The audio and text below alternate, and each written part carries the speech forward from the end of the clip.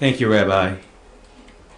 Last presenter is Corey Sello with the Council on American Islamic Relations, CARE.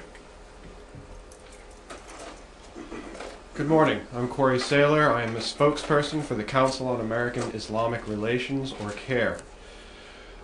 I want to inject one last thought into this conversation, and that is a reminder to all of us. On September 11th, 2001, the United States was attacked by Al-Qaeda.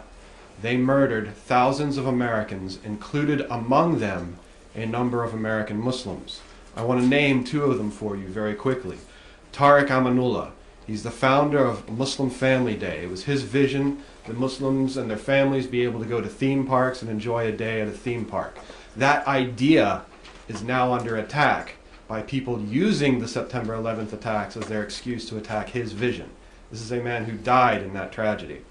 Also, Mohammed Hamdan, who is named in Title I of the Patriot Act for his sacrifice of running into one of the buildings to try to rescue people who were injured or otherwise harmed by that attack.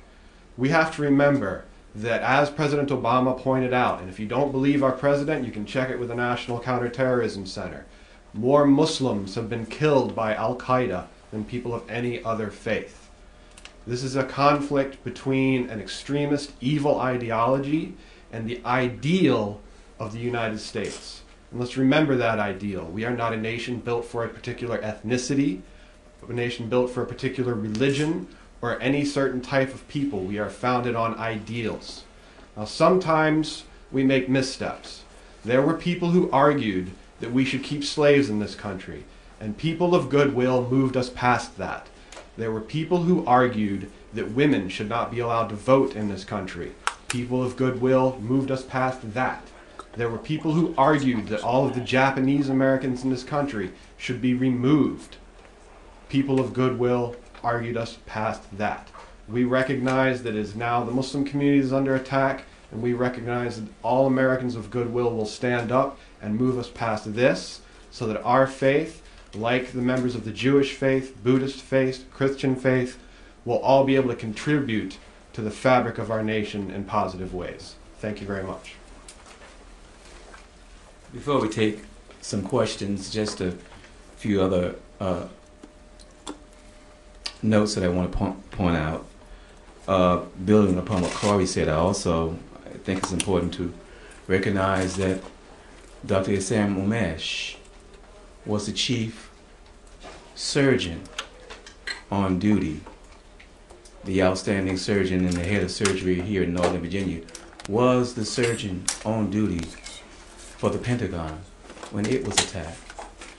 I also wanted to point out that the Muslim American Society, we're engaged upon a campaign to defend mosques and American religious freedom.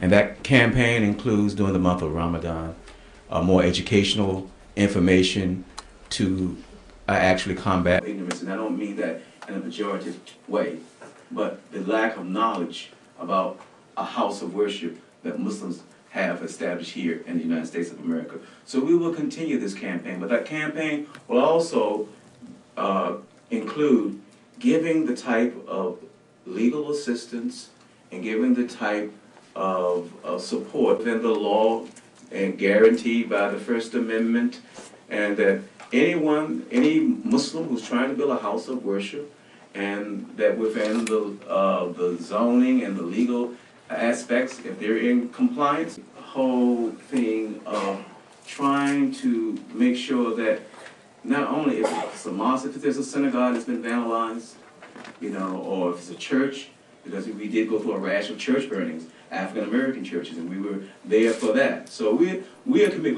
We're not new to this. We're true to this. We aspect of the First Amendment of the United States Constitution that guarantees freedom of religion. At this time, we'll take questions. Well, I haven't heard that, so I think for me it would be inappropriate to speculate. And I think I would have comments if I heard that. But as it stands now, I don't want to give credence to something that I'm not knowledgeable of. So I think it would be inappropriate for me to comment at this particular time. But again, I will iterate that I think that Muslims have the right to build houses of worship and build institutions wherever it's lawful for them to do so. And again, that we are going to continue to do that. Yes, please, and identify yourself. Oh, yeah, hi, Scott Goodman from ABC 7 News. Thank you, Scott.